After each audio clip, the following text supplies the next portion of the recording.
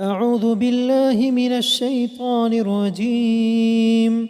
بسم الله الرحمن الرحيم. الرحمن علم القرآن خلق الإنسان علمه البيان. الشمس والقمر بحسبان والنجم والشجر يسجدان والسماء رفعها ووضع الميزان ألا تطغوا في الميزان وأقيموا الوزن بالقسط ولا تخسروا الميزان. والأرض وضعها للأنام فيها فاكهة والنخل ذات الأكمام والحب ذو العصف والريحان. فبأي آلاء ربكما تكذبان؟ خلق الإنسان من صلصال كالفخار وخلق الجان من مارج من نار. فبأي آلاء ربكما تكذبان؟ رب المشرقين ورب المغربين. فبأي آلاء ربكما تكذبان؟ مرج البحرين يلتقيان بينهما برزخ لا يبغيان. فبأي آلاء ربكما تكذبان؟ يخرج منهما اللؤلؤ والمرجان. فبأي آلاء ربكما تكذبان؟ وله الجوار المنشآت في البحر كالأعلام. فبأي آلاء ربكما تكذبان؟ كل من عليها فان ويبقى وجه ربك ذو الجلال والإكرام. فبأي آلاء ربكما تكذبان؟ يسأله من في السماوات والأرض كل يوم هو في شأن.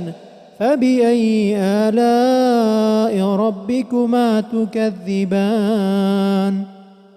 سنفرغ لكم أيها الثقلان. فبأي آلاء ربكما تكذبان؟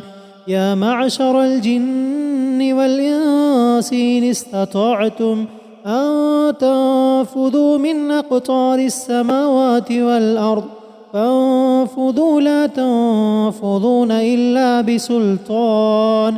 فبأي آلاء ربكما تكذبان؟ يرسل عليكما شواظ من نار ونحاس فلا تنتصران. فبأي آلاء ربكما تكذبان؟ فإذا انشقت السماء فكانت وردة كالدهان. فبأي آلاء ربكما تكذبان؟ فيومئذ لا يسأل عن ذنبه إنس ولا جان. فبأي آلاء ربكما تكذبان؟ يعرف المجرمون بسيماهم فيؤخذ بالنواصي والأقدام. فبأي آلاء ربكما تكذبان؟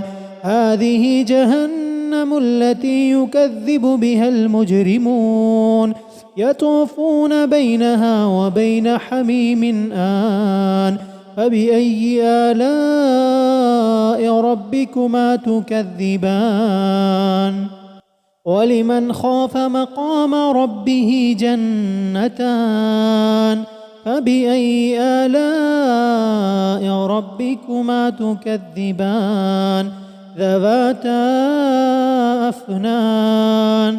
فبأي آلاء ربكما تكذبان؟